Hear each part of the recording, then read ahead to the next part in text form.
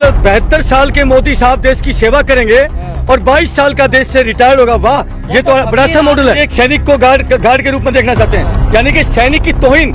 मैं आप ही की बात को कोट करता हूँ, यानी कि सैनिक को सिर्फ गार्ड की तौर पे पूरा देश सैनिक का सम्मान करता है। इस देश में कोई भी आपदा आती है, भूकंप हो, बाढ़ हो, दंगा हो, आग लग जाए, और जहाँ पर सरकार की सारी व्यवस्थाएं फेल हो जाती है, वहाँ पर अंतिम विकल्प क्या बचता है बताइए? आप बताइए, अंतिम विकल्प क्या बचता है? देश का सैनिक, देश की सेना बचती है, और जब सेना मोर्चा संभाल लेती है तो पूरा देश आश्वस्त हो जाता है। आर्मी अधिकारी हैं, उनको रिटायरमेंट के बाद में गवर्नर की सीट दिखाई देती है साहब। उनको किसी न किसी स्टेट का गवर्नर की सीट दिखाई देने लगती है कि मेरे लिए वहाँ गवर्नर की सीट रिजर्व रखेगी सरकार। इसलिए ये सरकार के पोपट ना बने। आप आर्मी के अधिकारी हैं और आर्मी की गरिमा होती है। मैं विनती करता हूँ अपने अधिकारियों को, अरे आप लोग सेना होकर के आप नेताओं की दलाली कर रहे हैं।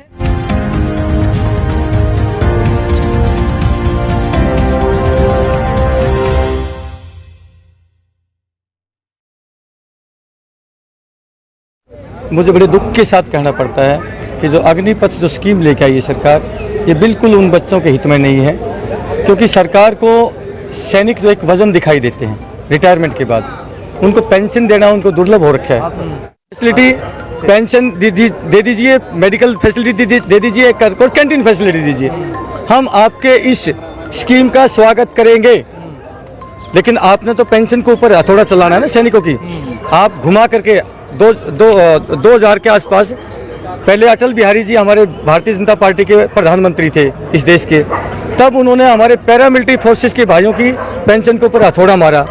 और आज जो है इसी बीजेपी की सरकार में मोदी साहब की जो है आज सरकार है, आज हमारी सेना के ऊपर डायरेक्टली ना मार करके इनडायरेक्ट भी घुमा करके हथौड़ा मार रही है पेंशन के ऊपर। तमाम अधिकारी तो कह रहे हैं सेना के कि ये बहुत अच्छा है। जनरल वीके सिंह कह रहे हैं कि भाई सेना में, वीके सिंह कह रहे हैं वॉलंटरी है, आपको आने का मन है आइए, नहीं आने का मन है। मैं जनरल वीके सिंह साहब से पूछना चाहता हूँ कि जनरल वीके सिंह साहब ने 60 साल तक नौकरी करी और 6 महीने के लिए वो कोर्ट तक गए, यानी कि इतनी नौकरी करने के बाद भी जनरल साहब आपका पेट नहीं भरा, और आप इन बच्चों को 4 साल के लिए आप अच्छा मानते हैं? गजब के जनरल साहब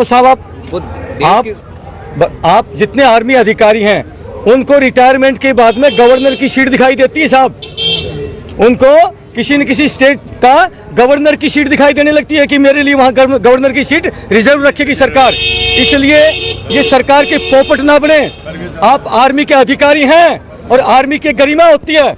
मैं विनती करता हूँ अपने अधिकारियों को, अरे आप लोग सेना होकर के आप नेताओं की दलाली कर रहे हैं। मैं विनती करता हूँ, आप बड़ा रिफॉर्म बता रहे हैं। बस देखिए, बहुत ही गलत बात है साहब। मैं कहता हूँ वो जो आर्मी अधिकारी इसको ठीक बता रहे हैं, वो भी अपनी नौकरी को 4 साल कर दे, वो अपने लिए भी लागू करें ना। हमारे आर्मी अधिकारी हैं, वो भी तो लड़ाई लड़ते हैं, क्या जवान ही लड़ता क्या? अगर यंग ऑफिसर होंगे तो वो भी अच्छी लड़ाई लड़ेंगे। आप अपने आप को भी रिटायरमेंट करिए। ये सिर्फ जो है जवानों के लिए क्यों, गरीब के बच्चों के लिए क्यों? क्योंकि सेना के अंदर गरीब किसान मजदूर का बेटा जाता है साहब। अरे किसी धंधा सेठ का बेटा नहीं जाता, किसी नेता का बेटा नहीं जाता। गरीब के ऊपर प्रहार है, गरीब के बेटों पर प्रहार है साहब। आप भड़का रहे हो। बिल्कुल नहीं भड़का रहा, मैं इतना ही कह रहा हूँ। आप सभी चैनलों के माध्यम से हाथ जोड़ के युवाओं से विनती करता हूँ कि हमें कोई भी गलत काम अपने हाथ में नहीं लेना, कोई पत्थरबाजी नहीं करनी, किसी प्रकार की आगजनी नहीं करनी। हम शांतिपूर्वक तरीके से आपके अंकल लोग, ये फौजी रिटायर्ड, हम आह्वान करते हैं, बहुत जल्द हम एक डेट डिसाइड करेंगे और दिल्ली के अंदर एक पूरे देश व्यापी अपने नौजवानों से अपील करना चाहते हैं।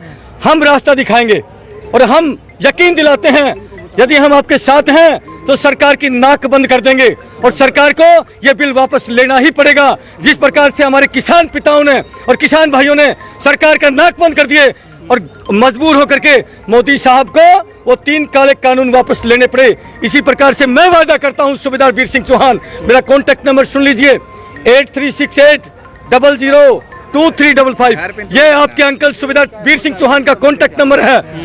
मैं आपको विश्वास दिलाता हूं, आप अगर सेना पर विश्वास करते हो, इन फौजी अंकलों पर विश्वास करते हो, आपको गलत काम हाथ में नहीं लेना।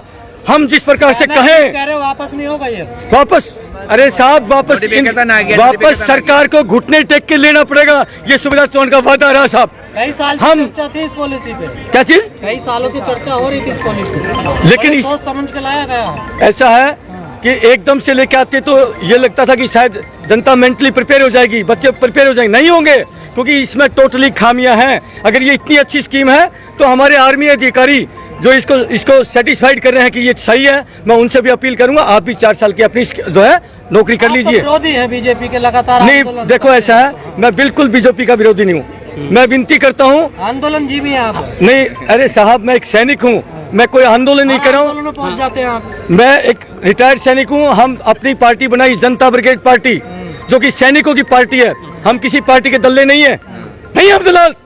जो दलाल सैनिक होगा वो किसी नेता का भड़वा का दलाली करेगा। कांग्रेस की, बीजेपी की अच्छाई बता रहे दलाल है ये सब। बिल्कुल, जितने अच्छाई करे ये चाटुकार है उस पार्टी के। मैं फौजी हूँ। जनरल बीके कह रहे हैं इतने बड़े आज एक सेकंड, आज सैनिक भी मैं देख रहा हूँ, देश में जाति धर्म में बंटने लगे, अनर्थ हो जाएगा अगर वो सैनिक जो जाति धर्म में बढ़ करके और बीजेपी का समर्थन करे, वो एक सैनिक हो ही नहीं सकता साहब। ऐतिहासिक इसका मतलब सैनिक नहीं है, रिटायर्ड जनरल कर्नल सब ऐतिहासिक कदम। टोटली इनको जो है कहीं कहीं एमएलए एमपी का टिकट चाहिए, कटोरा लेके भीख मांग लो, नहीं मिलेगी आप लोगों को भीख। आप लोग विश्वास करिए, हम फौजी हैं, अरे हम नेता बने ना बने क्या फर्क पड़ता है, मेरा देश महफूज रहना चाहिए। जब सैनिक सीमा पे खड़ा होता है वो जात धर्म नहीं देखता, वो देश के लिए जीता है। बनेंगे रिटायर होने के बाद, कह रहे हैं अरे साहब, कुछ नहीं बनेगा उनको। अडानी अंबानी जी के बड़े बड़े जो उनके फैक्ट्री मॉल जो खुल रहे हैं, उसके ऊपर सिक्योरिटी गार्ड, ट्रेंड सोल्जर उनको खड़े करने के लिए पैदा किए जा रहे हैं। तो आपको भी चाहिए, आपके बंगले के लिए? नहीं, मेरे पास कोई बंगला, मैं सिंपल हूँ, गांव का एक नॉर्मल व्यक्ति हूँ, मैं गांव में रहता हूँ और मुझे किसी गार्ड की जरूरत नहीं है। बीजेपी के नेता कह रहे हैं अगर बीजेपी ऑफिस में गार्डों की जरूरत पड़ेगी तो अग्निवीरों को हम सबसे पहले प्राथमिकता देंगे। मतलब ये एक सैनिक को गार्ड के रूप में देखना चाहते हैं, यानी कि सैनिक की तौहीन।